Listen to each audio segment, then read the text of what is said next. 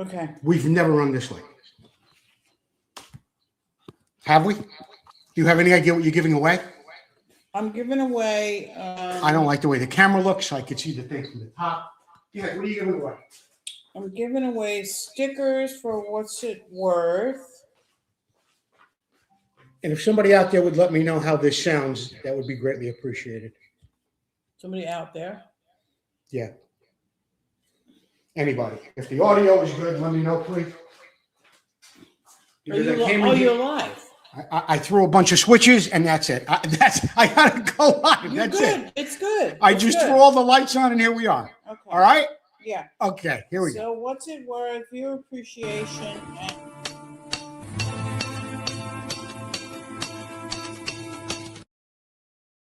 I don't even know. But You don't know.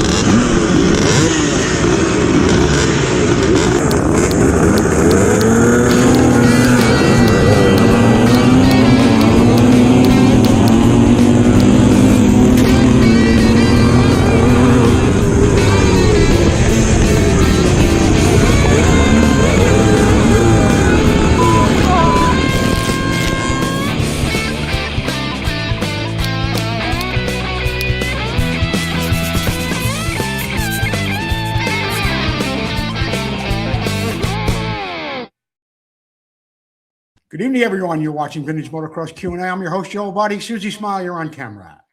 There you go. How you doing tonight? me, I'm great. You're good? Yeah. You know, I know we got a late start. I told you what the trivia was. Yeah. And The trivia is a poster. right, we'll do that. And you know what? And What's It Worth is stickers and viewer appreciation. I'm giving away Want to give away grips? grips. Okay?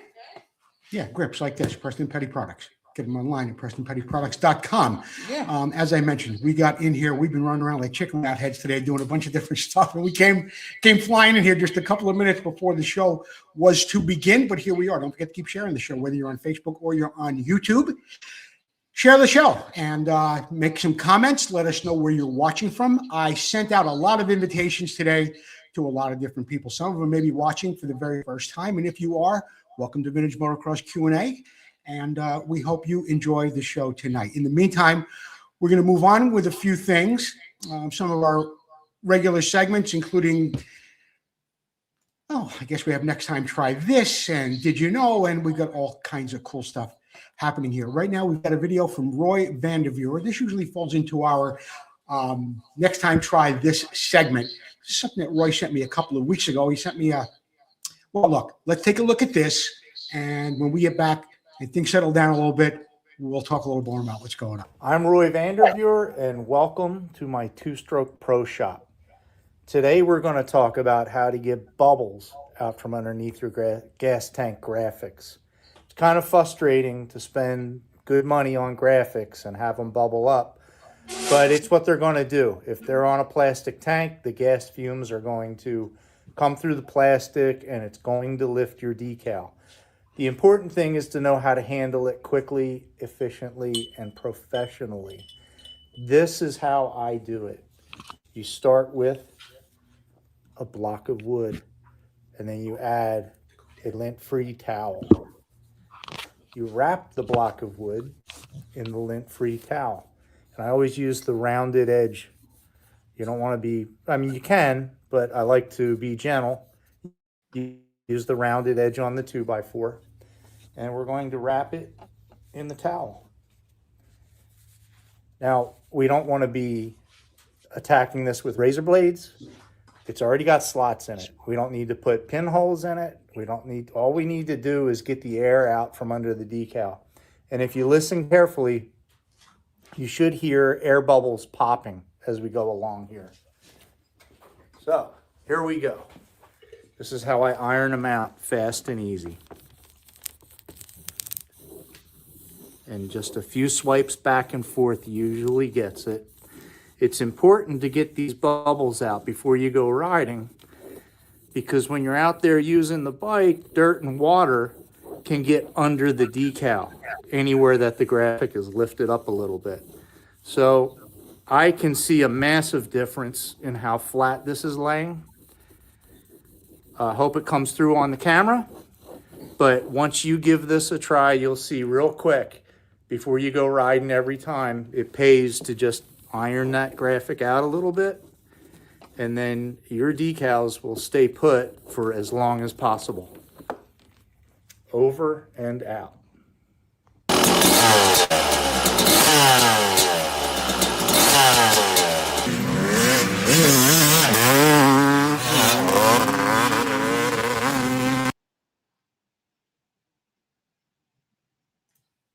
Thank you, Roy Vanderveer. Sent in a couple of really great videos in the past few weeks about why you should consider Nicocil on your iron bore bikes. Even though you have a sleeve in there and it's iron or cast iron, you might want to have a Nicocil. Just a lot of good stuff and basic stuff, just like this from Roy Vanderveer. And I missed a couple of things at the beginning of the show. I want to thank all of our sponsors, including Motion Pro, the International Motocross Museum, ARMA, and Full Circle Racing. If you'd like to become a sponsor of the show, you can do that for just $249 a month. Space is limited. Get in touch with me as soon as possible. Thank you, Paul Parkinson Sr., for coming back on board at replicamotorcycleparts.com. Many, many parts for a whole lot of different bikes. A lot of stuff for the Honda CRs, but also Kawasaki, Suzuki's, and Yamahas as well. We are live, and we're live on Facebook and YouTube. So don't forget, you could also mention us whether you're on YouTube or on Facebook. If you want to become a show supporter, you could do that for a one-time fee of $50. What do you get for $50? You get a poster that's 18 by 24 of Jimmy Weiner and Tony DeStefano, long out of print. It was the cover of Racer X magazine back in 2004. You'll also get a t-shirt of your choice in the color of your choice, black, white, yellow, or gray. You can get the VMX logo, or you can get our cartoon. What else do we have? Oh, you get an apron too to keep that shirt clean. Who doesn't want to do that, right? All right. And Susie mentioned earlier, a little bit later on in the show, we will be giving away a set of Preston Petty grips. They look just like this. So you keep sharing the show, and there will be a, what does Susie call it? A random viewer? Random viewer appreciation. Viewer appreciation. You think I'd know after 5 years. A viewer appreciation prize will go out a little bit later on. In the meantime, the Moto Showcase. The Moto Showcase is brought to you by Preston Petty Products. Be sure to visit them online at PrestonPettyProducts.com. Furthermore, the Preston Petty molds are back in the United States where they belong. So all the colors, all the popular colors, orange, yellow, blue, red, including the new Kawasaki green and IT blue, all the molds are back. They are in the middle of the United States, and Preston Petty Products, once again, made in the USA. Be sure to buy directly from PrestonPettyProducts.com and Paul Stannard. Okay? Let's get on with a bike that I am just absolutely in love with. This beautiful, matchless bike is absolutely incredible. It was for sale at the Mika Motorcycle Auction. I saw the bike before that, and I talked to the owner about it, and I wanted to get some information. And basically what he gave me was, and this is from the Richard Walcott McAnally collection, and what he basically gave me was the rundown from what it was going to say in the auction about the bike. So let's just go from there. This is an air-cooled 497cc all-alloy 4-stroke single-cylinder engine.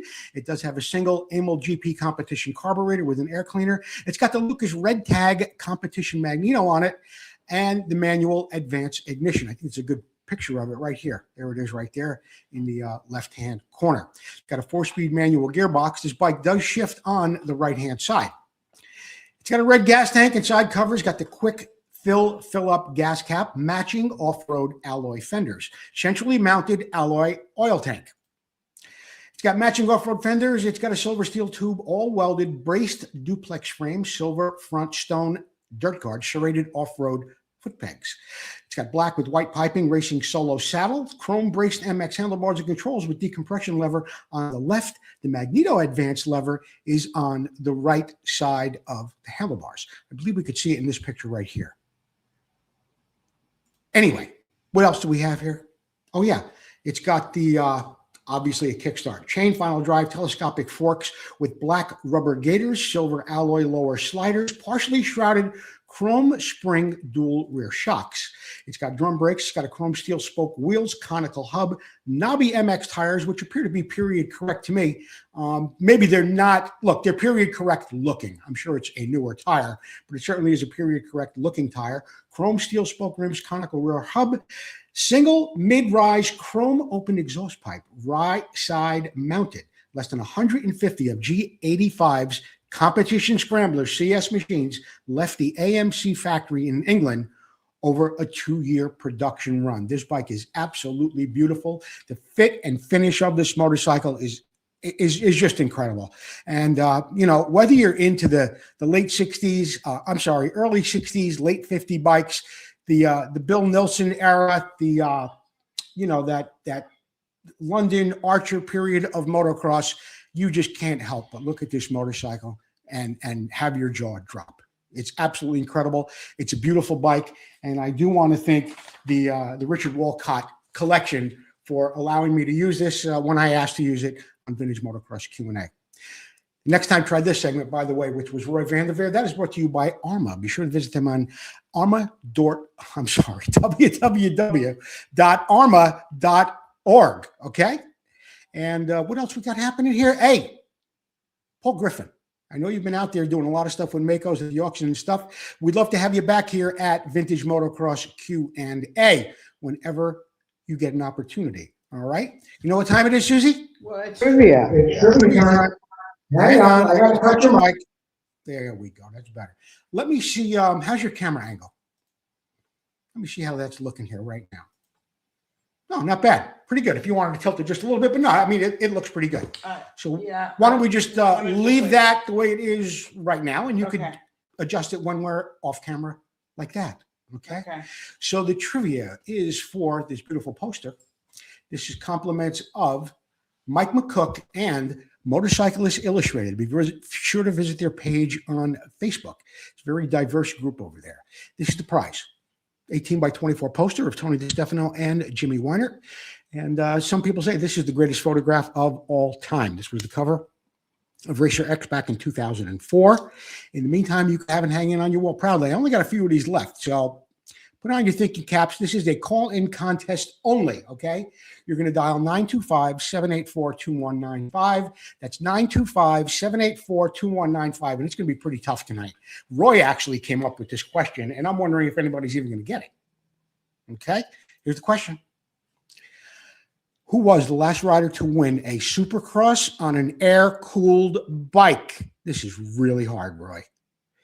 The last person to win a Supercross on an air-cooled bike. I don't know what extra credit's going to get you, but we wouldn't mind if you knew the year and where that race and the rider were. Where was that race taking place? Who was the last rider to win a Supercross on an air-cooled bike? All right? The winner gets the prize, 18 by 24. Are we guaranteed this is the correct answer? Oh, yeah, definitely. Yeah, it is absolutely the guaranteed correct answer this time. In the meantime, while we're waiting for someone to call in and win some prizes, we're going to go to Dave's Classic Corner. Be sure to follow Dave Boyden on Facebook. He has reached like over 30 million. I'm not kidding you. 30 million people in the last year. This guy's got that phone with the camera bolted to his head, and he turns it on wherever he goes. He's at swap meets. He's at auctions. He's at everywhere, and he's always got something really cool to watch. That's Dave Boyden. So in the meantime, let's get down to Dave's Classic Corner. And we'll see what a little bit of what Dave Boyden has brought us this week on Vintage Motocross Q&A. Here we go. Oh no, here it is right here. This is the one I really want to show you. Oh, Davey. Hi there, this is Dave from AMS Racing, just back from Vegas. Had a good time. I'm a little spent still, but I still put a good day's work in because I enjoy it. Well, you've seen this bike a lot, and it's just about finished, just about ready to go to its customer. Got it back to just like it was. Well, some might say, are you sure it's just like it was? Well, I don't know. Let's check this out. Anybody that knows me knows I talk about dupes and things repeating themselves over and over. And here it is, the second AT1 MX, virtually in a row, too. I don't know that I bought anything in between, but here's, I've cleaned it up, fixed the rear flat, cleaned up both wheels just roughly. The only thing this bike is missing is the number plate bracket, which Dave Humphrey just made for me. So I have one for that. I have the number plates and the inner chain guard, and I have that also. And I have the front bracket for the number plate too. So this will be able to, I got a little repair to do on that front fender, a little bit on the tank. Maybe pull this apart and do the whole thing. This has not even been washed yet. The only thing that's a little shiny on it is whatever I've worked on, like fixing the back tire. That was just coated with oil. So that was a bit of cleanup on it. But when's the last time you've seen two, for real, AT1 MXs 1969 together? That's crazy. Well, that's crazy. I was very happy to find this on Facebook Marketplace. And I got it. It was advertised less than 1 minute ago. That's what I get for being on Facebook and on the computer 70 hours a week average, they say. Oh, well, sometimes. Anyway, I wanted to show you my degreasing. Tomorrow I'm going to soak the whole damn bike down with the engine degreaser, let her sit in the sun the afternoon, and then go pressure wash it and see what's underneath all that grease. I've sure cleaned a lot of it off. This has the aftermarket spun aluminum air cleaner A&A used to make, and that's when the Filtrons came out. So you now didn't have to have the compression release that's on this one because of the fouled spark plugs that the dirty oil and the paper air cleaners caused. But she should have no problem looking just like this in a short time. Wanted to share it with you. Thanks a lot. Bye-bye. Dave Boyden with another really great bike brought to us by AMS and Dave Boyden. Susie, do we have a winner for the trivia contest yet? Nobody's called in. Nobody's called in. All right, here's what we're going to do. And I'm going to read the question again. But before I do that, don't overthink it, guys. Don't overthink it. The answer went through your head 3 times already. You just don't think that's the answer. Mm-hmm. Who was the last rider to win a Supercross on an air-cooled bike? We'll give you extra credit. What year was it? And where was it? And you know what? Forget the extra credit. Because, I mean, when you get the rider, you'll get the bike. Where was it? Not that important. Don't overthink it. Don't forget, you got to call in. Call in contest only. The phone number is 925-784-2195. Do not overthink the question. All right? Let's get down to the What's It Worth segment. The What's It Worth segment tonight is brought to you by Full Circle Racing. Thank you, Tom McAllister and Full Circle Racing for your years of support here at Vintage Motocross Q&A and for all you do for vintage motocross and racing throughout the great Northwest. Big supporter. And Tom McAllister in Full Circle, they get all the wheels that everybody else gets at the same price. He gets the discount. He gets it in volume. Go support the guy who supports you, Tom McAllister and Full Circle Racing. Tonight's What's It Worth is a 1974 Honda CR250 that I restored. Okay. This is, of course, the segment of the show where I ask you, the viewers at home, how much do you think this bike recently sold for? Now, the auction, I think, was 2 weeks ago, and this bike sold last week. I have the check here. I am not going to reveal who bought the bike or who the seller was. You know both of those people. Most of you here know who they are. And I did restore the bike a couple of years ago, and it's here tonight. All right? So here it is, 1974 Honda CR250. When I received the bike to get it restored, this is what it looked like. I mean, yeah, the handlebars were incorrect, and the bike had been taken apart a few times, probably raced. But all in all, the bike was in complete condition, including the shocks, the pipe, the silencer, and all the things that you would really want in place if you wanted to start a good quality restoration.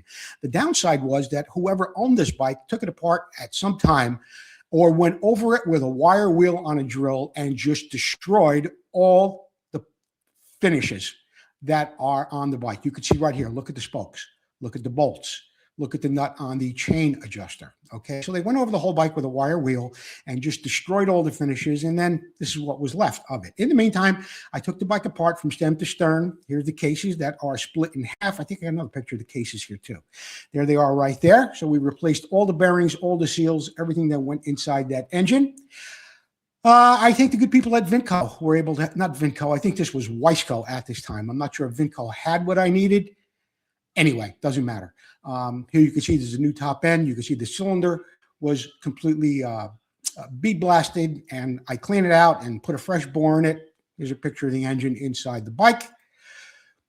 These are all pictures, of course, I do supply to the customer when I am restoring a bike for him. Here you can see the piston and the gaskets and all of that. Here's a picture going back a few steps in the process where you can see all the parts that have been either vapor blasted or glass beaded.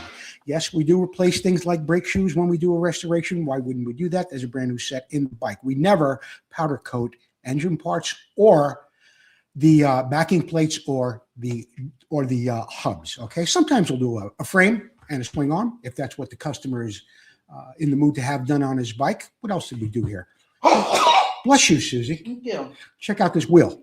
New spokes, new nipples. This rim, I think, is NOS. If it's not, I had it re-anodized. I did 2 of these bikes at the same time. Here's the hardware that I took off the bike, and after I got done with it, well, that's the way hardware looks when Joe Abbate gets done with it. It all gets polished and it all gets clear zinced. It looks like brand new on the bike. Now, in one picture I'm showing, I know this is an NOS rim, but in this picture over here, I think it is the same rim. Either way, I remember replacing the fork caps on this bike. It did have an original front plate. Here's another shot, or I found the plate for it. Here's another good shot of the rear wheel. I remember getting the brake cable, the rear brake cable from Vinco. Carburetor looks nice. Got a flat top carburetor on that bike. It's got the correct clamps, and you can see that the plating is correct green, a dark drab green on both clamps in that picture. The decals were, of course, reproduction, but Brian Fettigan did a beautiful job painting the side panels on the bike. The tank, after I was done taking out some of the dents and scratches on it. We also replaced those shock insulators. If I think for a minute, I can think of the guy's name, Phil Fulmer. Phil Fulmer, RPM. Don't ask me how I remember that. RPM, I think it's called. Rush County Manufacturing, RCM. Anyway, there are the sleeves, because you could do all the polishing and plating and painting on those shocks. And if you don't have those sleeves in there, they don't look very, very nice at all by the time you're done. Anyway, here it is. There's the bike all finished up. The customer was very, very happy with it. He had it for 2 years. He asked me to sell it. I put the bike for sale and I sold it. Now, how much did I sell the bike for? What are your guesses? You're saying they were not doing so well at the auction just 2 weeks ago. So, Joe, how much could you have gotten for this bike last week? 9, 10? If you got 12, the guy was asleep. Really? $14,000, Joe Abbate Restoration. I'm not getting any. Northern California seller, Washington State buyer. What aren't you getting, Susie? I have not one Comment? comment. Where are you watching from? Well, I'm watching from Vintage. You have to watch it from the page itself. I had a problem tonight. All right, you had a little, okay, no problem. You know what? I've got it right here. And All right. Eddie Williams says 12.5. Robert Charles. George Ackerman says 13.7. 13.8 says Robert Charles. Rob Charles Lighties? Yeah. 13.8? Yeah. Wow, we got Greg Light. Oh, that was 10.3. We got Charles at 13.8. Yeah. We've got George Ackerman at 13.4. Looks like Charlie's the winner tonight, huh? Who? Charles? Robert Charles. Robert Charles is our winner tonight. Robert Lighties? Charles, congratulations. Yeah. Get me your mailing address, Robert, and I will get you, Susie, what are you giving away? Stickers? Yeah. Get you some stickers, Robert. Okay? 14,000. I didn't really know the seller either. He called me regarding an Elsinore tank that I did for him. Then he said he was watching the auction. In fact, he called me a couple of days before the auction and asked me what I thought of a few bikes there. I gave him my honest opinion. I also asked him what he was looking for. And when he got done, he didn't buy any bikes at the auction. And I said, if you're interested in a bike that you want to put in your house, I've got one. How much do you want? That's what I want, and that's what I got. and I got the check right here. And you would recognize the name if you're in that vintage motocross circle here on Facebook. All right. No answers yet. You guys are too busy overthinking it, guaranteed. Mm-hmm. Don't forget, Full Circle Racing has all the things you need to rebuild a set of wheels. Brand new hoops, spokes, nipples, lacing and truing, whether it's on-road, off-road, vintage, or dual sport.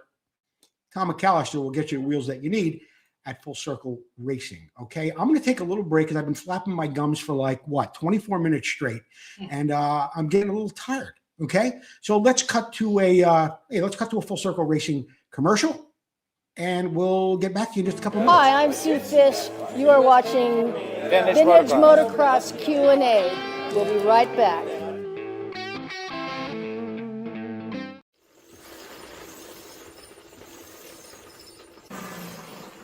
I get asked often, what's the most important thing on Clunker? Answer's simple, it's me. That's why I use Full Circle Racing wheels prepped by Tom McAllister. So should you. Watch this and learn why.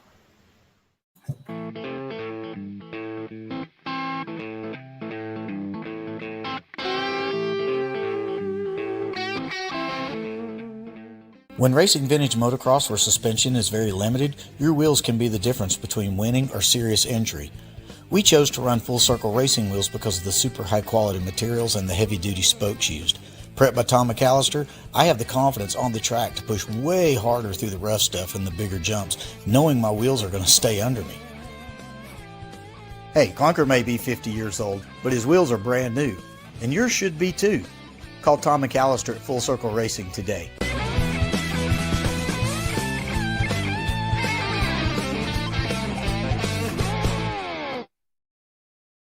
Just had a guy call in and think it was Damon Bradshaw. It was not Damon Bradshaw. In fact, we got a couple of calls. It's not Damon Bradshaw, Scott Burnworth, Mike Bell. Okay, it is not Ricky Johnson. No, it's not RJ, right? It's not a lot of people, guys. Want me to read the question again?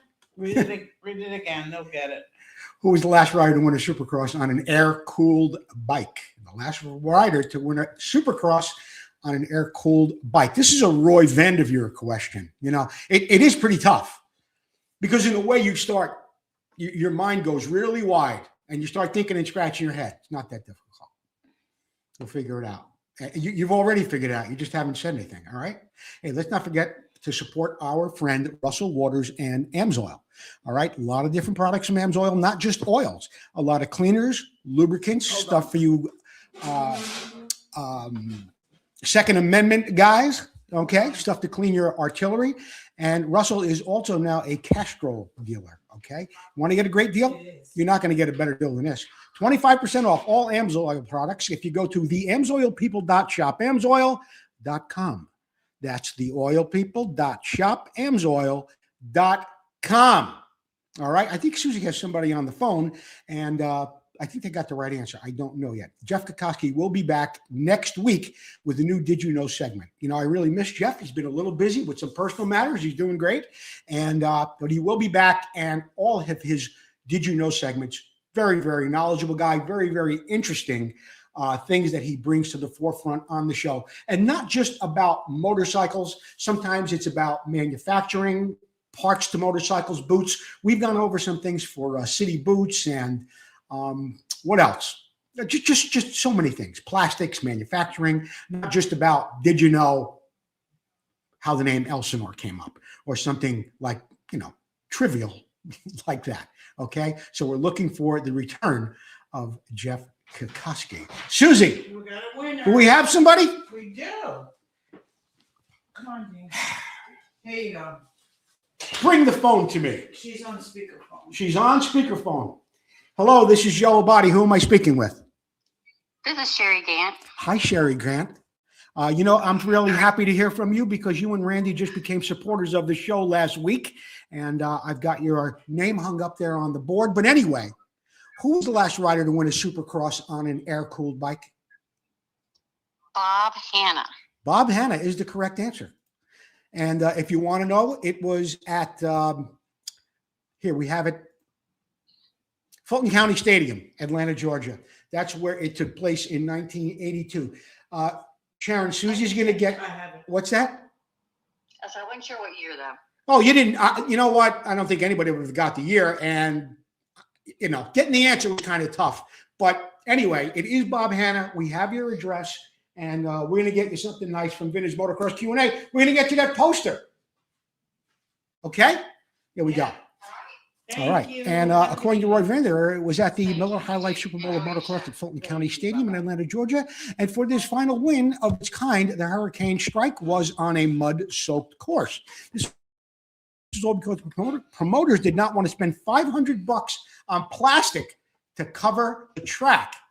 Look, Roy came up with the question. It was good. It was very, very tough with, in a way, a very, very obvious answer, but maybe not, because we really didn't give the year either. Supercross out there since 74. It's still going on today, but the big hint, of course, was an air-cooled bike. So you had to go back, or was it air-cooled?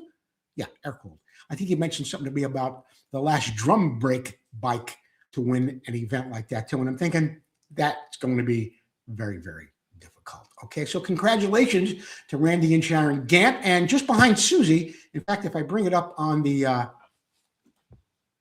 here it is right there, Randy Gant, just over Susie's left shoulder. See it there? Thank you, Randy Gant. Shoulder. There you go. No, the other left. No, the other left. Over my right shoulder, Yeah, you mean? well, My right, your left. anyway. Anyway. All right. We are Yeah. going to take a little bit of a break. We're going to hear from our friends at the International Motocross Museum. Then we'll be back with a little bit more Vintage Motocross Q&A. I'm Ron Lachine, and you're watching Vintage Motocross Q&A. We'll be right back.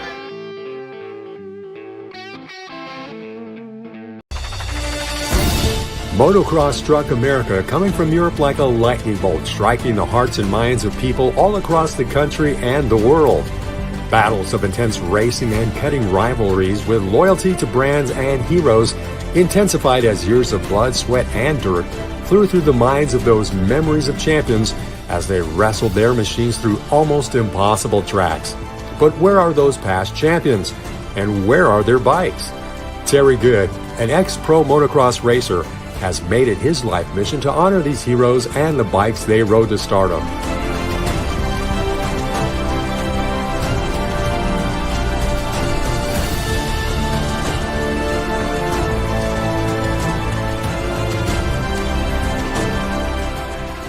We raced, we rode, we lived and breathed motocross.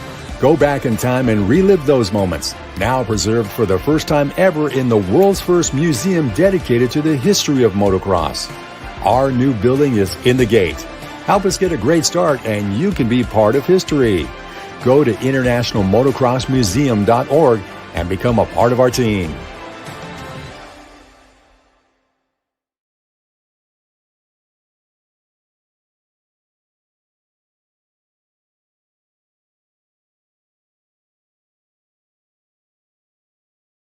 The International Motocross Museum is a not-for-profit 501c3 organization. Be sure to visit them today at internationalmotocrossmuseum.org. And don't forget, all of your donations or anything you buy from the International Motocross Museum is 100% tax deductible. I got to get Terry Good back in here for a Works For Me segment. We haven't done that in a couple of weeks. We actually haven't done that in a month or so. The last one we did was a full show on the RH250 of Joel Robert. Very, very interesting show. And we've done some other ones, and I got to get a hold of Ted Boyko again, too, so we could figure out what's going on there. This Week in Motocross History is brought to you by Racer X. Be sure to visit them online at racerx.com. And it happened on this day, February 11th. What happened first? It was 1989. Honda rider Rick Johnson won his fourth straight AMA Supercross race to the start of 89 season. This time it was in San Diego. His teammates and understudy Jeff Stanton was second, but headlines were stolen by the third place finisher. It was his first ever AMA Supercross, and it was 16-year-old Damon Bradshaw. That's right, Damon Bradshaw, who finished third in his one and only 250cc appearance of 89. He will go back to the 125 Supercross East region, which began the following week in Miami's Orange Bowl.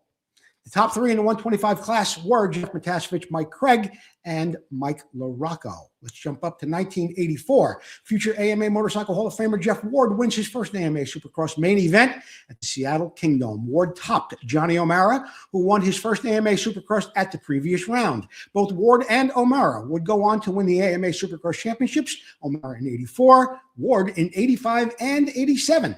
Finishing third was the veteran Bob Hurricane Hanna. Next up, we have the announcements with the lovely and enchanting Sue Abbate. Sue? Yeah. The International Motocross Museum is the sponsor of this segment. Okay. What do you got, Suze? I have in 2010, the SoCal MX Classic was founded by the late Scott Burnworth. That race will continue in memory of Scott and will be organized by his family. This is your chance to support this great event. And it can be at one of three levels. Be sure, is that right? Yep. At one of three levels. Be sure to visit their social media sites and find out how you can become involved. American Classic Racing in the Northeast has posted their schedule of events for 2026. One of the biggest vintage events in the nation is on their list with Unadilla Rewind event taking place on June 6th and 7th. In about 6 weeks, the Missouri Vintage MX Club kicks off their season with the first round beginning on March 26th at the Possum Hollow Track. Visit their website to find out more about their events for 2026. MMX Racing and the CZ World Championship Committee are once again hosting the CZ World Championship race this April 24th through the 26th. Friday is an open practice. Saturday features a huge bike show, and racing begins on Sunday morning. That's it for the announcements. Back at you. Thank you, Susie. You're You welcome. did a stellar job. I was going to hold an audition for your position, but I think after having a meeting with Careful myself, consideration. yeah, I am going to keep you on board at Vintage Motocross. I appreciate that. You are more than welcome, my dear. Now, this is part of the announcements. I received a nice email this morning from Kelly Shane. And in fact, I'm going to read the email to you, and I'm going to show you what it actually looks like. Good morning, Joe. Attached to the 2026 schedule of the ARMA Northwest region. I've also attached an event flyer of the first two events, Finger Lakes and Red Bluff, March 14th and 15th. And we've got that right there. We also got Burroughs Ranch in Chrome, about 45 minutes west of Willows, on April 11th and April 12th. And then we showed that. And then there's this, the race schedule for the entire Northwest. Now, here's where it really gets interesting. Both are natural terrain grass tracks. They will have trials and cross-country events on Saturday and vintage pre-75 MX on Sunday. The Northwest region would like to be a sponsor of Vintage Motocross Q&A. Well, this is really wonderful because ARMA is a sponsor of Vintage Motocross Q&A, but to have your region be a sponsor is even better. In fact, I am going to bring this up to Ed Roman, and I mean, I don't see why. And for a nominal fee to each region, I would be able to have a page dedicated to all the ARMA events. I'd be able to make commercials that would run daily, not only on Vintage Motocross Q&A, but I could also send them to your region, and you could put it on your page, and you could tell them about all the events coming up. Okay, so Ed Roman, I will be giving you a call.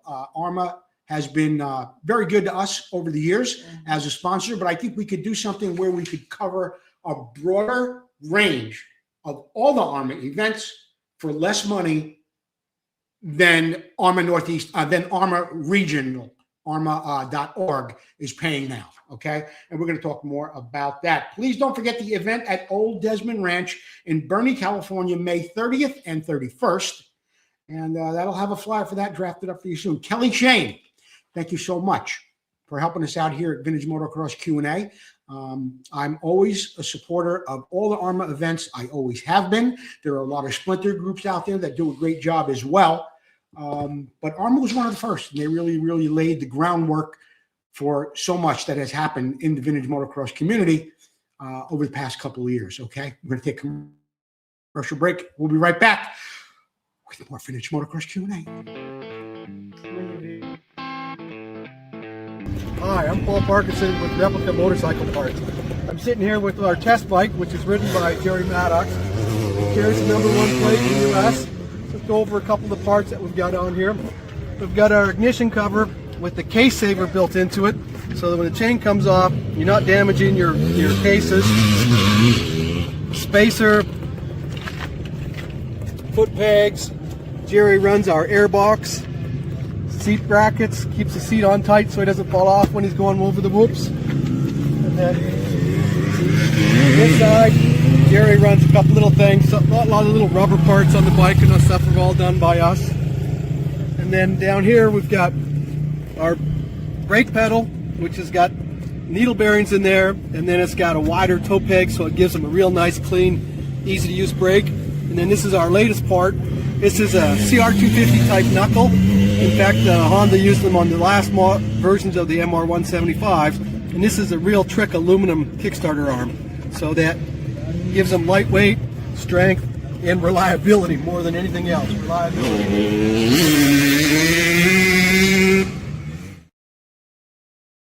All right, with the racing season coming up just around the corner, I will expect to hear from Jerry Maddox throughout the season. He brought us some really, really great videos of action out on the road with the armor races and so many more things happening out there in vintage motorcars. Susie, you with me, babe?